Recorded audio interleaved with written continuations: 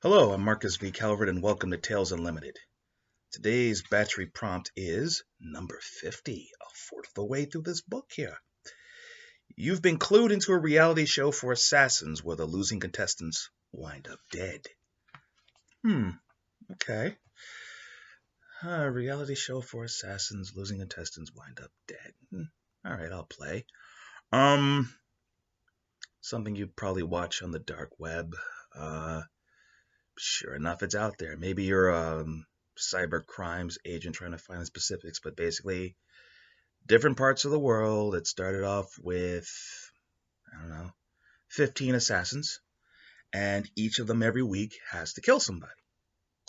Somebody difficult, somebody connected, and they never advertise who in advance. It's just, okay, this is what happened. And basically, there are 15 assassinations going on every week. They do it for free. Highly complex. They have to spend out of their own pocket. And you actually just sit back and watch the highlights of their attempt. And you get to vote them on or off. The proverbial island, so to speak. Basically, you vote off the assassin who does the worst. And maybe you're brought in because someone's manipulating the vote. Like this one dude who keeps screwing up, keeps being left on there, or the best assassins are being picked off one by one. But basically, when they sign on, they get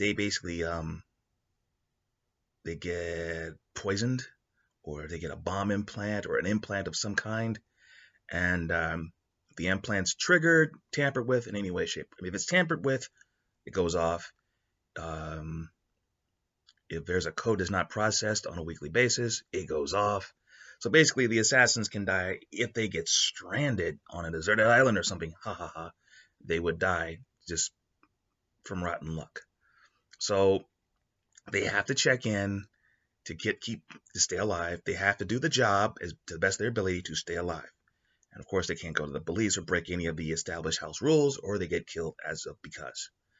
Now, it's down to maybe like the last 5 assassins. And this is when you hear about it. And you're watching 5 hits by the 5 best. And like the show and probably the world. And you're impressed. And you're like, okay, what would be the prize for this? That's an interesting angle. What would make somebody do this? It's not just for bragging rights. It's something like, they call it the golden parachute. If you win, if you go through all of these basically, if you do all of these hits for free, it bundles up into something called the golden parachute. And all the other contestants who lose, it goes into the golden parachute. And what it is basically you have lifetime retirement options. So if you want to retire at any point, this company will protect you.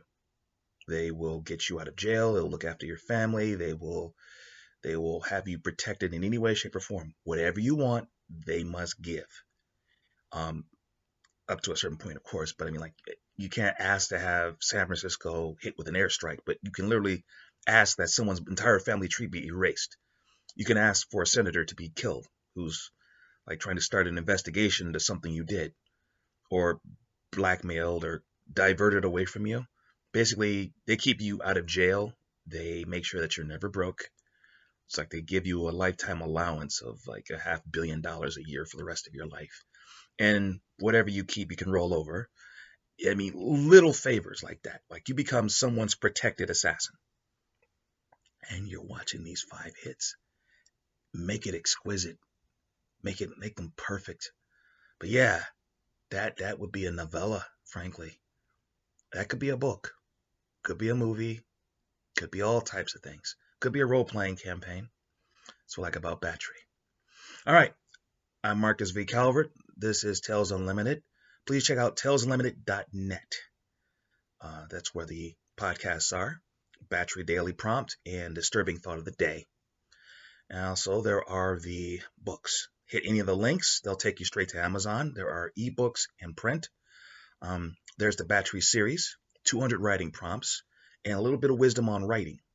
The logic being, if you take this system that's been set up and go all the way through, you can write the great American novel with a lot less pain and even start making money and learning the business of selling books before you finish your first novel. It's also good for writers at any level. So if you're an evil GM, if you're a screenwriter, comic book writer, game designer, or even experienced novelist just looking for a groovy idea like this one, hey, something for you. Then there are the anthologies, two of them. Both of them have a new school Twilight Zone vibe to them. 25 stories to a book in these series. And one is called Unheroic. It's about unlikely heroes saving the day. Something like, what if you're a repo man for a gadget company that sells to anybody? And the supervillain's about to take over the world, but he hasn't paid his bills. Or the Book of Schemes, all about schemes, some brilliant, some silly, some diabolical. Like you're this kid in high school, you're a bully, and one night you're in the basement, you hear your dad getting the crap kicked out of him, and he's a cop, and he's like a taekwondo expert, and you hear your mom getting the crap kicked out of her, and you run upstairs, and this is the father of a kid you bullied who just killed himself, and this father is an international terrorist, and he's going to beat up your parents, make you sit down at the table, eat your meatloaf, and tell you how you're going to die. That's how I write. Oh, iVillain. How could I forget iVillain? Novel series. I'm putting the finishing touches on the fifth one now. Fifth book. It's about this guy named Benjamin Clyde, gentleman fixer, dude in a suit. Pay him enough money, point him in the right direction, and his talented team of mercenaries can get just about anything done. They've worked for good guys, bad guys. They've even worked for mystical creatures. Here's the problem. One night in October of 2012, he annoys people worse than him. They take his money, his business, and his right to be a criminal, and they force him to fight crime as a cruel joke. Just because they can't kill him outright, he's too connected. So I was like, okay, we'll let the streets kill him. Well, here's the thing. He finds a new business. Long story short, he ends up getting into the world-saving business. He doesn't just fight crime. He actually ignores the petty stuff. He goes for the high-end stuff. If you're trying to take over the world or destroy it, or just change the status quo, he and his talented team of killers will be at your door. They will kill you. They will take your stuff for profit, because that's just how a villain would do it, right? Okay. Marcus V. Calvert, Tales Unlimited. TalesUnlimited.net is the website. Till tomorrow.